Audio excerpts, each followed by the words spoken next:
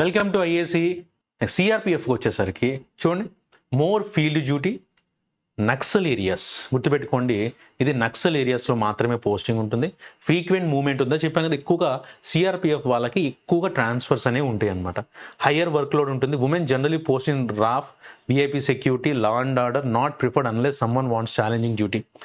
పెద్దగా ప్రిఫర్ చేయరు. ఖచ్చితంగా వీళ్ళందరినీ కూడా రాఫ్ అనే దాంట్లో కానీ విఐపి సెక్యూరిటీ కానీ లా అండ్ ఆర్డర్ వాటి కోసం వాడుతూ ఉంటారు. అంటే ఇప్పుడు నార్మల్గా ఏదైనా అల్లర్లు జరుగుతూ ఉన్నప్పుడు సిఆర్పిఎఫ్ వాళ్ళని జంగల్లో కాకుండా నార్మల్గా ఎక్కడన్నా ఎలక్షన్స్ జరుగుతున్నప్పుడు కానివ్వండి, లేదంటే ఏదైనా విఐపి ప్రోటోకాల్ ఇవ్వాల్సి వచ్చినప్పుడు కానీ జనరల్ పోలీసులకి ఎక్కువగా టఫెస్ట్ సిచ్యువేషన్స్ వచ్చినప్పుడు వీళ్ళు రంగంలో దిగుతారు. వాళ్ళకి ఎక్కువగా ఉమెన్ వాళ్ళకి వాటికి ప్రిఫరెన్స్ ఇస్తారు అనమాట. ఇప్పుడు సపోజ్ ఏదైనా వినాయక చవితి సంబరాలు జరుగుతున్నప్పుడు కానివ్వండి, లేదంటే శుక్రవారం పూట మసీదుల దగ్గర ప్రహార కాయిపించడం కానీ, ఇలాంటివన్నీ కూడా ఉమెన్ సిఆర్పిఎఫ్ ఉమెన్ వాళ్ళకి ఇవ్వడం అవకాశం ఉంటుంది. కంపేర్ టు మెన్ అయితే డైరెక్ట్గా నక్సల్ ఏరియాస్లో ఉంటుంది, కొంచెం టఫెస్ట్గా ఉంటుంది. ఉమెన్కి అయితే ఇలా కొంచెం విఐపి సెక్యూరిటీ వీటిలో ఇవ్వడానికి అవకాశం ఉంటుందమ్మా.